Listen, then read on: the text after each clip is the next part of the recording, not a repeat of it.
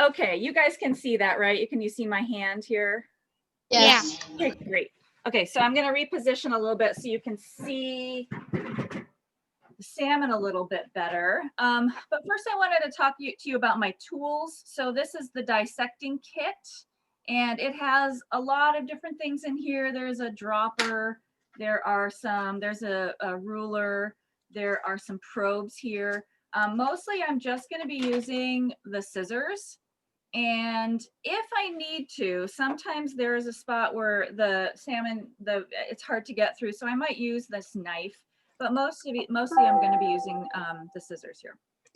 All right, and I'm going to give you here a better picture. I'm trying to keep the sun in because the sun is making some really nice light, but it's, well, we'll see how that goes. Let's see here. Are those perfect? Is that good? Is that looking good? Okay, great. Are those fish eggs in that container? That's what it kind of looked like. That was my secret special. I'll get back to that. Yes, that's not from this salmon, however. Those are from a salmon that we dissected yesterday. So if you saw eggs, however, do you think it would be a male or a female? Female. Female. Female. This one, okay, of course we can't see the eggs, if it had it, because it would be inside, but here, maybe that's a little bit, you can see, I want you to take a look at the nose and the giant teeth. It has a hump on its back here. And then the color has these kind of like up and down stripes. What do you guys think, male or female? Male. I mean female. Male. Male. Briston, can you say why you think? I think it's because of male because of the stripes. A female stripes, they have left to right stripes, and then males they have up and down. Also males they have a hump, and they're usually bigger. Yeah, there you can really see those teeth. Yeah. The reason why I thought it was a male is just because of the mouth. I feel like it's more hooked and there are a lot more teeth.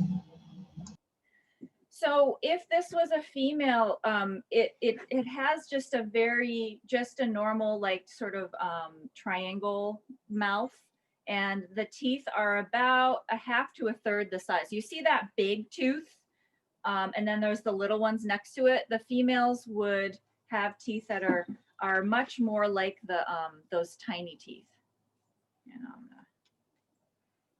There you can see the teeth a little bit better there. I see the inside of its mouth. Yes. Okay, so so this one is a male.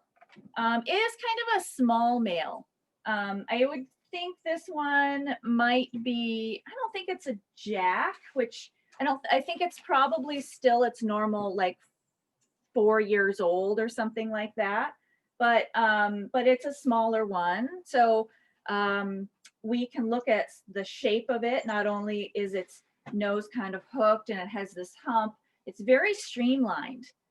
You could see how it would move through the water really well. And one of the things that helps it move through the water is this layer of slime that's on the outside of the salmon. And it's just covering the whole salmon. So if you've ever tried to pick up a fish before, not only are they wriggly, they're also really slippery. And so that protects it from, you imagine if I am a harbor seal or an orca whale and I'm coming through to try to grab this salmon, my teeth might slide right off because of that slime. Or maybe it's trying to get in between some rocks to hide, so that slime will help it slide through its environment. So the other thing that's protecting the salmon are this, my cat wants to get up and take a look. So, that's fun. This interlocking sort of coat of armor, the scales that cover the entire body of the salmon are providing it with a lot of protection. So the skin is really thick, the scales are tough. The scales are really cool because you can look at them under a microscope and you can see how old the salmon is. It's kind of like if you've ever looked at the rings of a tree before, it shows you how many years the salmon has been alive. So if this salmon did not have any fins, it would kind of look like a torpedo. It would be, you know, really streamlined. But and if you've ever seen a torpedo, videos of a torpedo moving through the water, it spins when it goes through the water.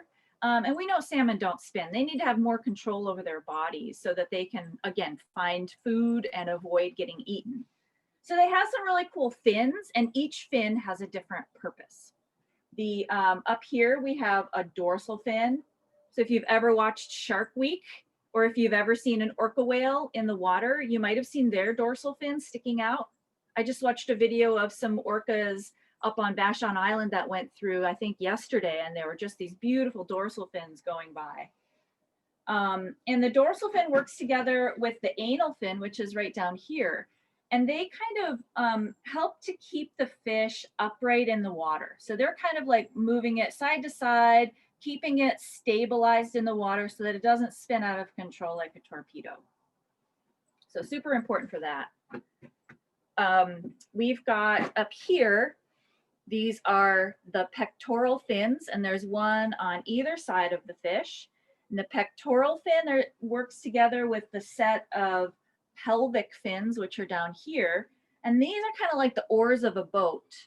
So these fins can work together, they can work separately. The pectoral fins work to sort of help the fish move backwards if it needs to, and the pelvic fin helps it to move up and down. So really cool different features there. There is a fin here. Can you guys see that? Is it within the frame? I'm gonna scooch this A little bit. a little bit. Okay. So can you see this tiny little fin here? It's Yeah. just there's not even any bone in it. This is called the adipose fin. And if this fish was a hatchery fish, this fin would be clipped. So I forgot to mention that I did get these fish from the Washington Department of Fish and Wildlife up in Hoodsport, which is on Hood Canal. And it's a chum hatchery, but sometimes they get wild chum that come through here. So this was probably a wild fish. Because chum are not protected or threatened in any way, they're not as concerned about making sure that they don't get, you know, harvested and things. But this fin doesn't serve so much of a purpose for the fish as it does for humans to be able to identify it as a wild or a hatchery fish. Okay, and then last but not least, we have this really cool tail fin or caudal fin. The tail fin, of course, helps it move like a motor. So it keeps that fish moving forward. This is the power and the energy that gets it to move up waterfalls and to swim really quickly away from predators. And this part here is called the caudal peduncle, which you guys don't have to write that. I don't think that's on your chart, but that's just like a piece of strong muscle. And it's a good place to grab a fish if it's alive and you want to check it out without grabbing it by its gill cover. You can kind of sometimes grab it here. All right, so I'm going to move up to the face a little bit more because there's some cool things up there that I want to talk about. And it's funny, you should see my document camera. It's completely wrapped in saran wrap so that if I have to touch it, it doesn't get gross. All right. That's a quick question, Stephanie. Yeah. Is that okay? Can Sarah? Of course, yeah, anytime. Go ahead, Sarah. I thought before a human dies, it turns white. So that one doesn't look very white and dead. Yeah, well, it still does have it does have blood in it still. Some of the blood has come out, but a lot of the blood is still in there. This one, as soon as it died, it went into my freezer. So I think a lot of it was kind of preserved. When you see fish out at the creek and they're white, a lot of times they get a fungus that grows on the outside of their skin, and that's what makes them look white. But this one doesn't have it. Any other questions?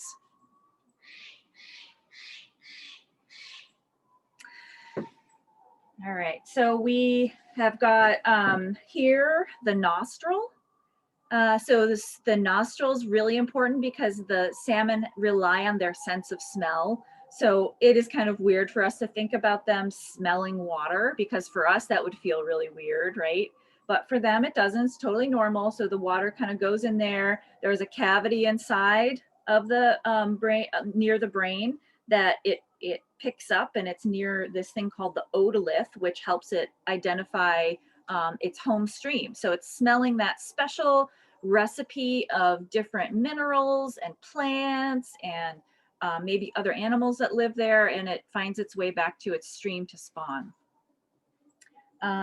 We've got this cool eyeball here. So salmon do not have eyelids like we do, but they do have an extra lens. And so sometimes we can actually look at the eyeball closely and find that extra lens, which looks like a tiny clear pearl. And that lives inside of the salmon's eye and helps it see through water. So our salmon have adapted to looking through water. Unlike us, we've adapted to looking through air. And so if you've ever looked underwater, it sometimes looks blurry and it burns your eyes maybe. But if you put on a goggles or a mask, you've got a layer of air trapped there that helps you see through the water better. So that's kind of our adaptation for looking underwater. But salmon have got it figured out. They've got it built in with that extra lens. Let's see, they have right here something called a gill cover.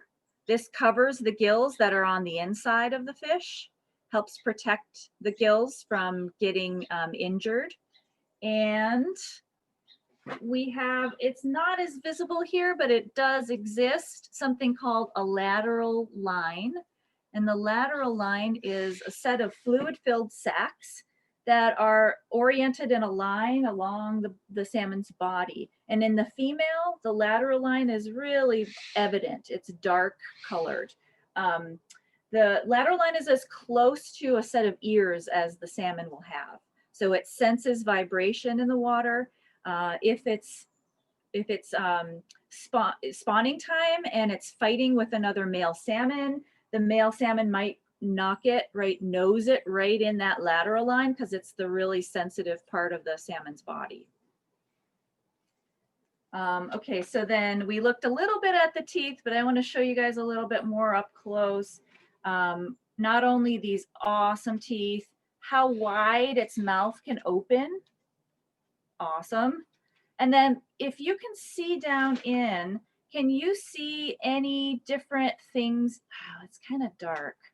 Can you see, maybe if I autofocus it, there are little teeth on the tongue and all the way down its throat.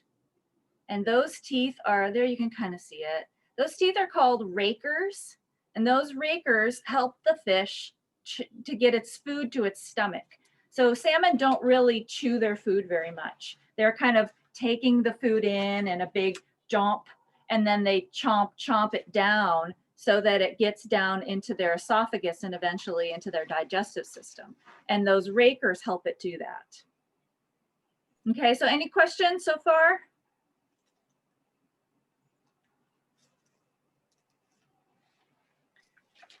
Feel free to take yourself off mute. I'll try to catch it in the chat, but if you want to take yourself off mute, that's okay when Stephanie pauses.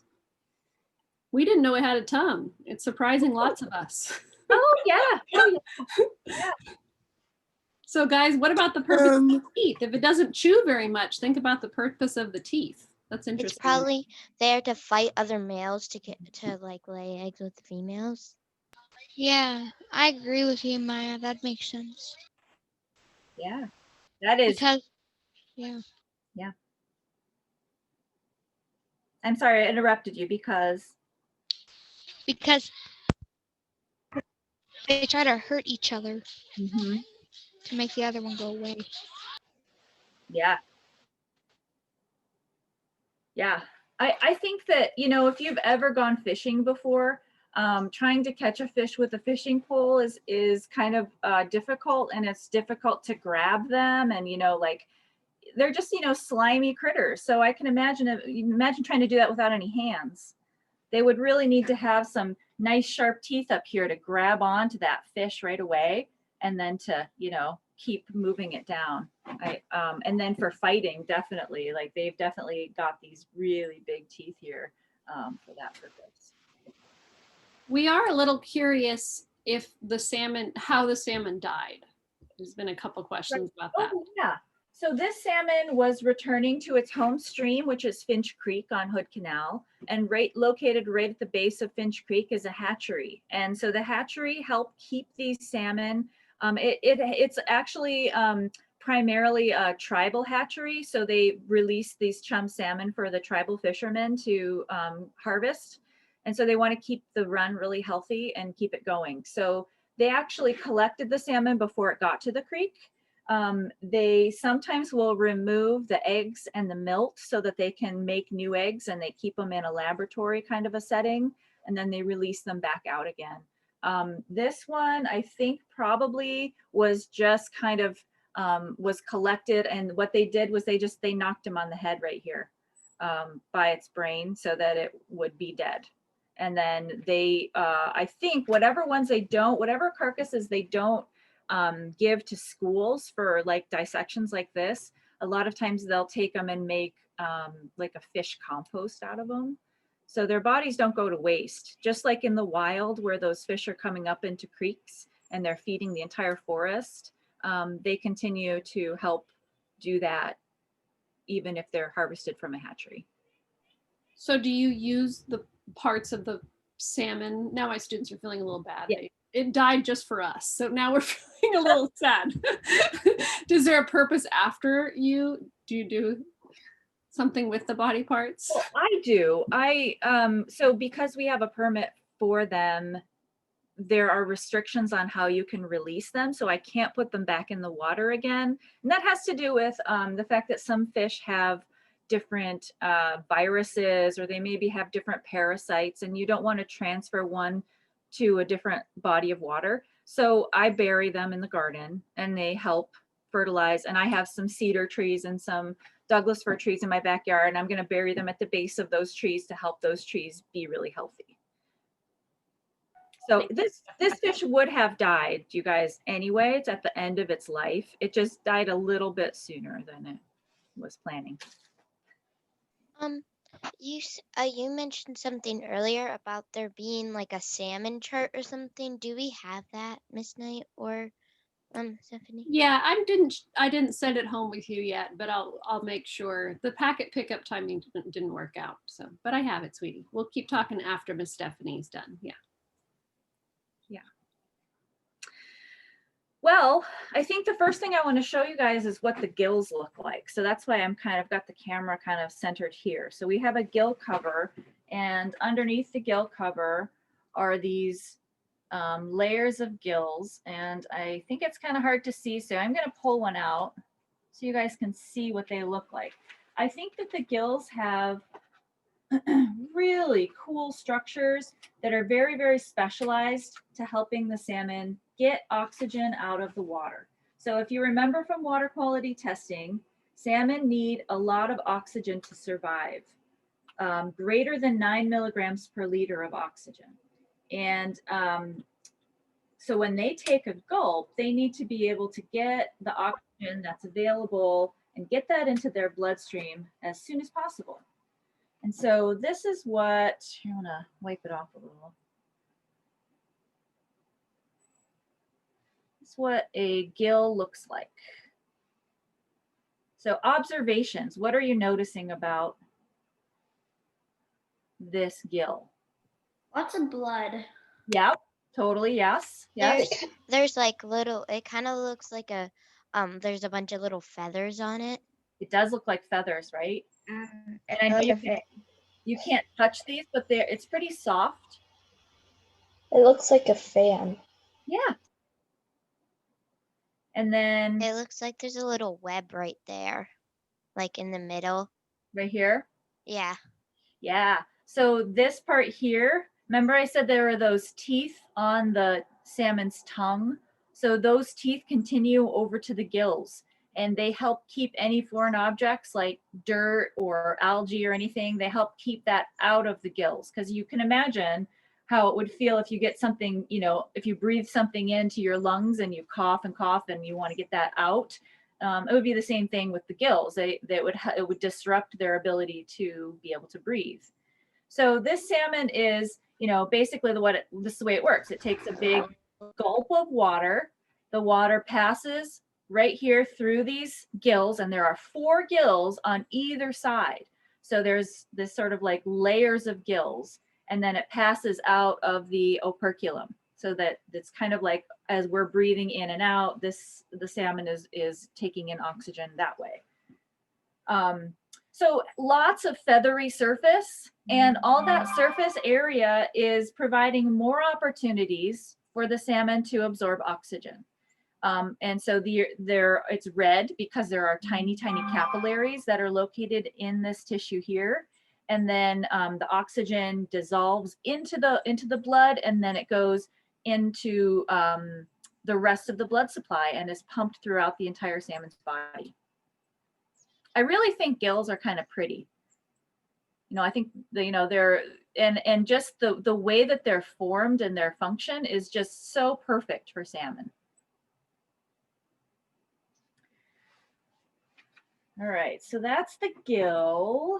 I think I'm just going to check my list here, make sure I didn't forget anything before I move on. I think we're about ready. Did you know that you like perfectly placed the crossword behind you, and Sarah noticed that number 34 is the chum? Oh my gosh! Oh my gosh! Look at that. Anyway. Well, that's a funny coincidence. I thought that was a pretty good catch. I took a bunch of screenshots. Super funny. My newspaper, I live in Mason County, so I get the Shelton Mason County Journal, and it also had this page here, which was all about the Hood Canal Salmon Enhancement Group, and they work to protect salmon. So it's got salmon right here on the paper. It's funny. That very good observations. Okay, so I think the next step is I'm going to open the salmon up, and we're going to look and see what kind of cool things we can find in here. And it is, oh, I think I'm going to get, let's see, I might get this taller stand just so you guys can see. I've been taking a lot of pictures, and then they're all sitting in a Google document. Yeah. Oh, Yeah. Great idea. I have to create a new folder that says salmon photos. Okay. Okay, so I'm going to use my scissors. So when salmon are eating and when they're breathing, everything is kind of coming in through their mouth and goes through their body, and everything comes out their vent. So they kind of like birds, you know, there's one way in and one way out. So not only does their waste come out here, but their eggs or their milk also comes out here. And so I'm going to start here at the vent, and I'm just going to cut through the muscle here, and we'll open it up. When I get to these fins, there's a lot of muscle, so I'm going to use my larger knife just so I can get through that part a little bit easier. Oh, I'm just going to use this here. The skin can be really, really, really thick and hard to get through. Okay, so this is kind of what it looks like on the inside. So you can notice there are a lot of different colored and shaped organs, but they all fit in really tightly, and they're all kind of like there's no wasted space, right? They're all taking up the room that they need. This fish, I have to tell you guys, I had this fish out defrosting, and then I put it outside, and it got really cold last night. So some of it is a little bit frozen inside, but I think it'll still come out well. It's just very cold on my hands. Okay, so the first thing we're going to talk about is we've got 2 long white things to look at here. There's one, and I'll get the other one out. And so we know that this was a male salmon, so it doesn't have eggs, but instead it has these milk sacs. So milk, not milk, but milt with a T. Milt sacs contain the sperm that fertilize the eggs. And it has 2 sacs and they run either side. If this salmon was not ready to spawn, these would not be developed yet. You wouldn't see these in a fish. If you were to catch this fish out in the ocean, maybe it wouldn't have its fully developed gametes or sperm sac. But if it was a female, like some of you noticed earlier, it would have eggs. And so these are the eggs that we got out of a fish yesterday, and I saved them so you guys could see the difference. They're just this beautiful color, salmon colored. These are unfertilized eggs, so they would never have hatched into salmon as they are right now. But this is what the hatchery collects and adds the sperm, and then they fertilize the eggs in the hatchery and then they release them. Okay, so I'm gonna set those aside. The next thing that I like to talk about with the salmon, so we just talked about the gills and how the salmon breathes. In order for that all to get pumped around to the entire body of the salmon, it needs a special organ, and I bet you guys know what that is going to be. Anybody know? Is it its lungs or its heart? Its heart. Yeah. So Can we see its lungs? So remember, salmon don't have lungs, they have gills. So the gills do the same kind of a thing that the lungs do. They absorb oxygen from the water. So salmon have adapted to getting oxygen out of the water, and we've adapted to getting oxygen out of the air. And the gills are much better for that. Okay, so this is what the heart looks like. Sort of kind of heart-shaped, right? It has this artery here that's, I'm trying to get my camera to focus so you guys can see the close-ups a little bit better. So the artery pumps the blood to the rest of its body. And the fish's heart is a little different than ours. It only has 2 chambers, where our heart has 4 chambers. So, and it's very firm. It's a muscle. It's definitely a muscle. It's not like sort of loosey-goosey like some of the organs are. It is very, like, it feels like a muscle. It's very firm. Okay, so that's the heart. And next we're going to talk about another part of the sort of the circulatory system and something that helps to create and clean the blood.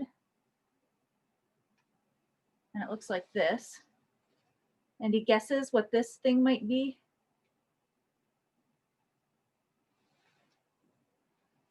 I don't know how much you've learned about. Their appendix? Oh, that's a good guess.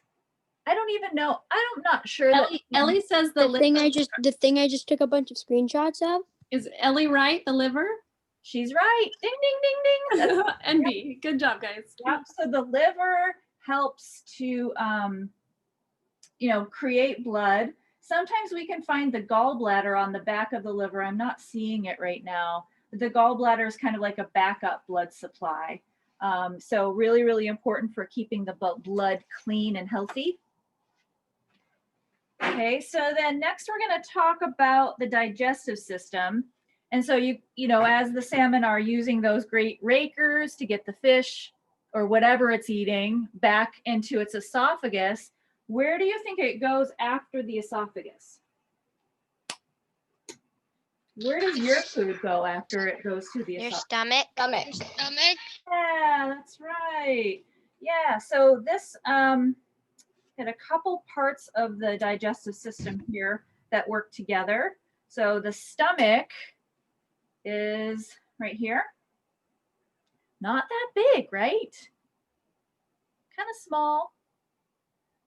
This salmon, as it's returning to spawn, is not eating. It's focusing all of its energy on creating gametes or a milk sac or eggs, whichever it is, if it's male or female.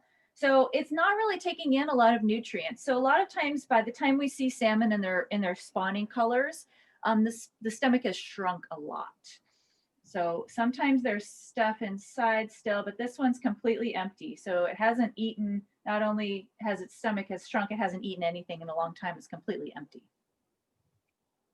Did you know that some salmon biologists, a big part of their job is analyzing the stomach contents of salmon? That's its stomach. Mm-hmm. You can think about all the information that you might get out of looking at what a salmon has eaten. You could tell what species are most important for it to survive. You could tell, is it eating anything unexpected? Like they found that a lot of salmon eat terrestrial bugs or bugs that live on land, especially when they're younger, when they're in their smolt stage. So, you know, and then we can help think about how we can better protect not only the salmon, but also the species that they need to eat to survive. So after it goes to the stomach, it goes to this kind of cool, strange looking organ. I'm going to try to get it in the sun so you can really see. This is called the pyloric ceca, and it has a really weird spelling. Pyloric is Pyloric, and ceca is Caeca.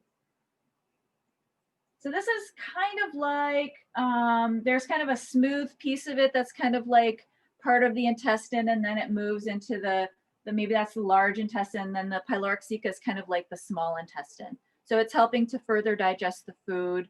And then there are lots of blood vessels here on the back.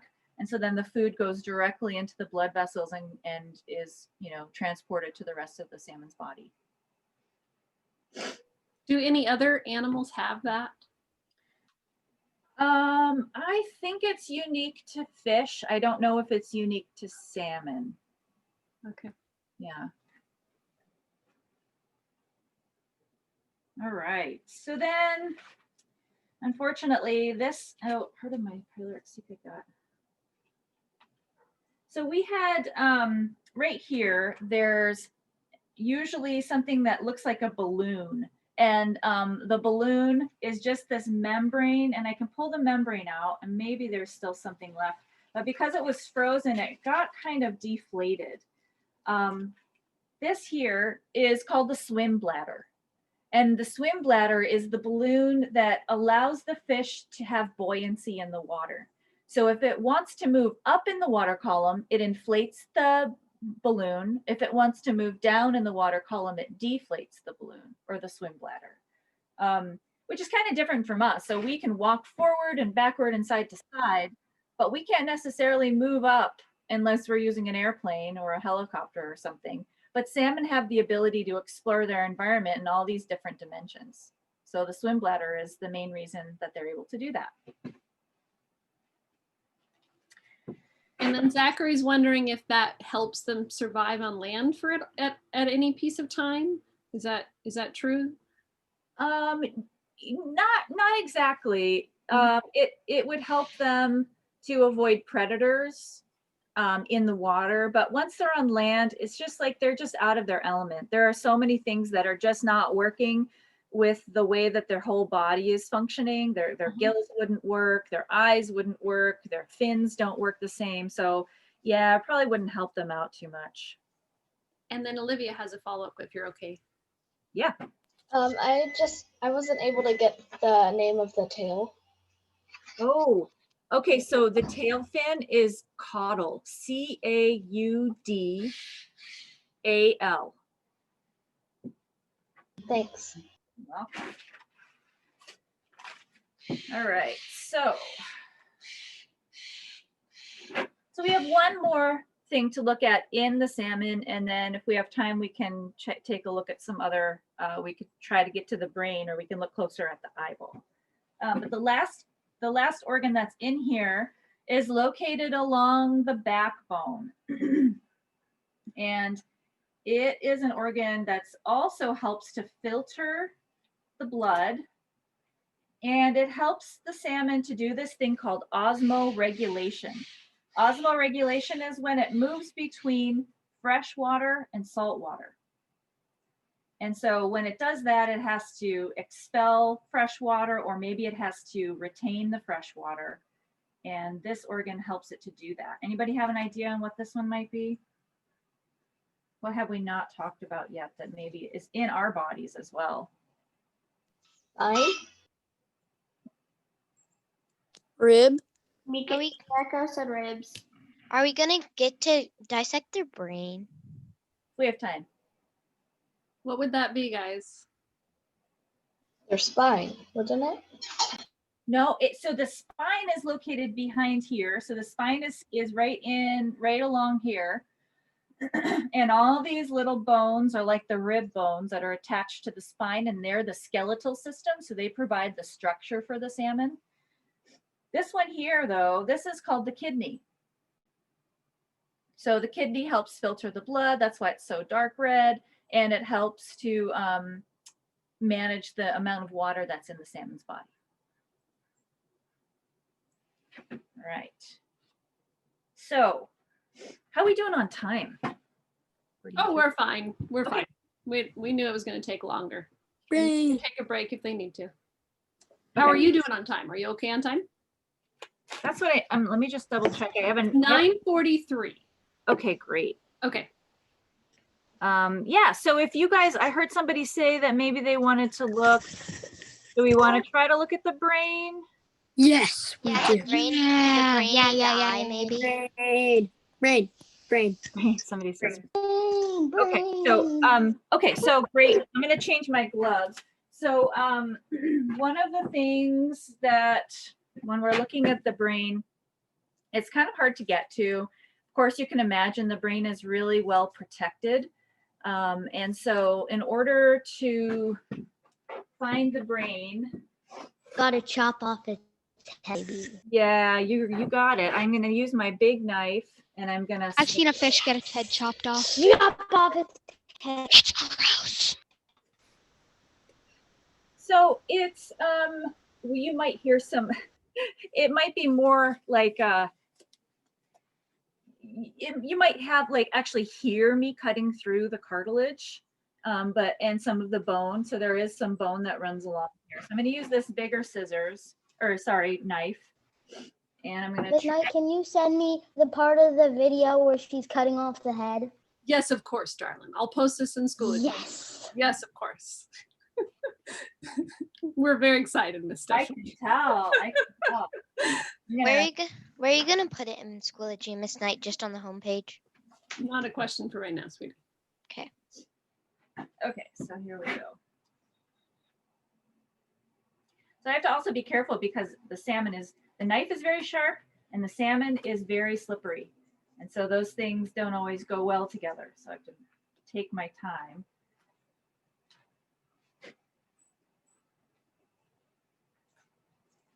Actually, I'm going to use a piece of paper here. That's better.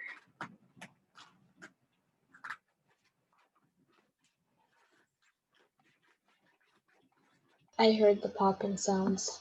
Yeah, so that's like the cartilage that's cutting through the gills mostly. That's causing that loud noise.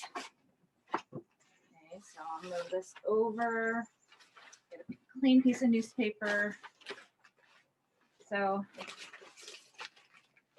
the best way to try to get at the brain is to just set it down, flat side down like that, and then to sort of start to take slices off of the top until you start to see it. So the first slice, you can see the cartilage that's protecting. So all of this is pretty stiff and firm and protecting. And then on the salmon, you can start to see where the brain is located. You see that little hole there?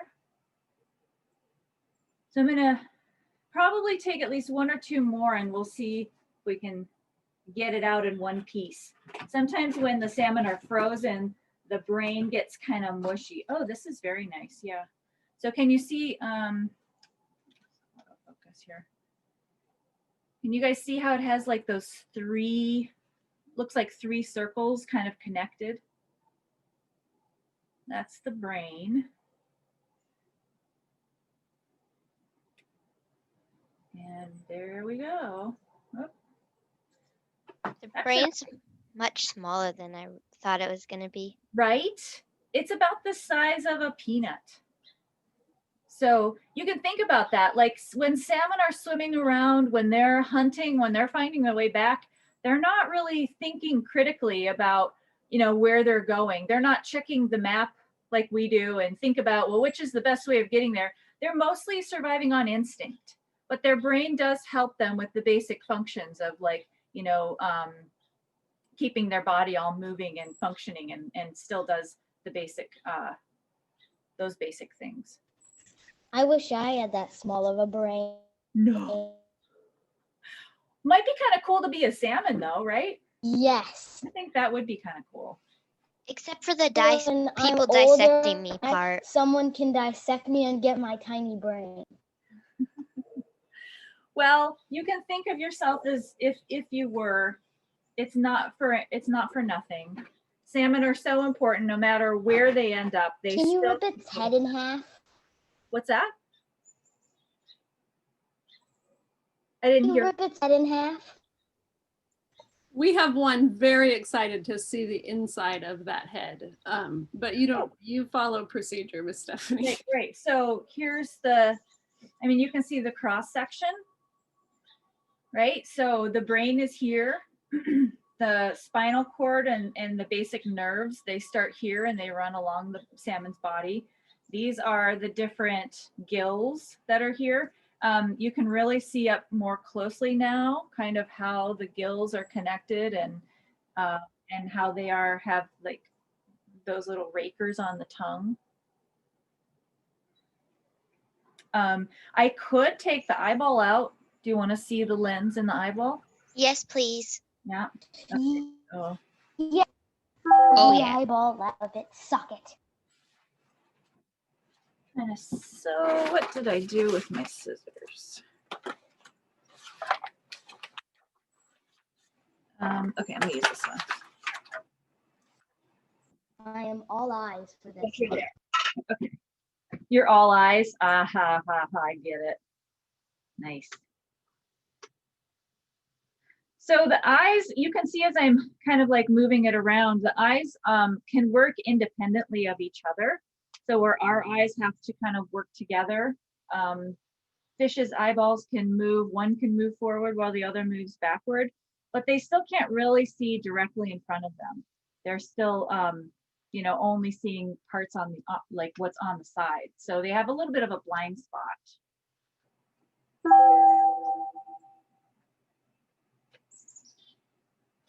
Okay, so this is the eyeball up close. Bigger, I think, than it looks when it's inside the salmon. My guy, can someone dissect my eyeball so we care? I think when you get to high school, or maybe even middle school, sometimes you get to dissect sheep's eyeballs. I think that's something that they do. Whoa, cool. Okay, That sounds really cool. Sheep eyeball dissecting. so I'm gonna just cut it. I'm just gonna slice it in half, and I'm gonna see if I can find that lens. It looks like a blood just like shot out of it. Yeah, like a it lot kind of of it. did. Yeah, it kind of did. Okay, so I'm gonna wipe it off so you guys can see it because it's clear and it's sometimes it's hard to see on my oops, on my hand. I'm gonna put it on a piece, something else where there's a little bit of contrast. It kind of looks like a clear fish egg. Yeah. Yep. This is this tiny little, almost like a little pearl.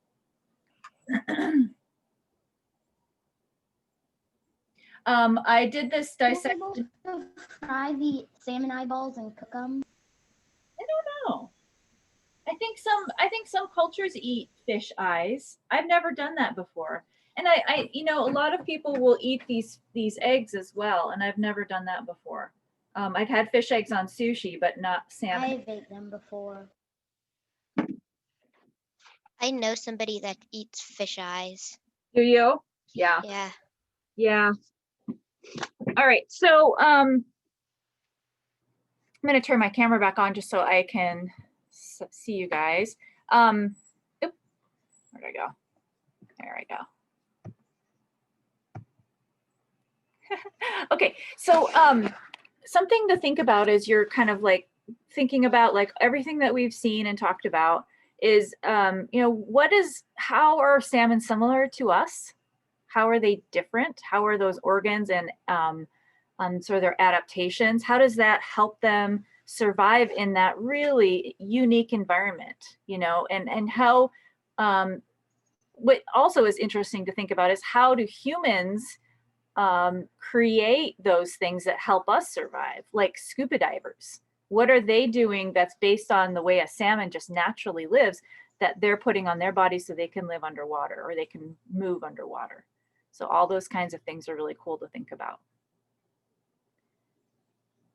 Does anybody have any final questions or wonderings or comments about how this was? It was awesome. Cool. It was fun A red and bloody. bone. That was fun. By the way, Maya is known to be very dark. Same with me. We are so appreciative of your time, Miss Stephanie. This has been so engaging in a time of the year where things are kind of hard to be engaging. So this is just perfect right now. We know that a couple people left Yeah. because they got a little sick, but the rest of them kind of stayed on. We had some people in the chat. You should look back at the chat. It's hilarious. But they said they're getting really cold and shivering as they were watching you. I wasn't. Yeah. Does anyone have a question before Miss Stephanie leaves? Could we do this? Could we maybe do this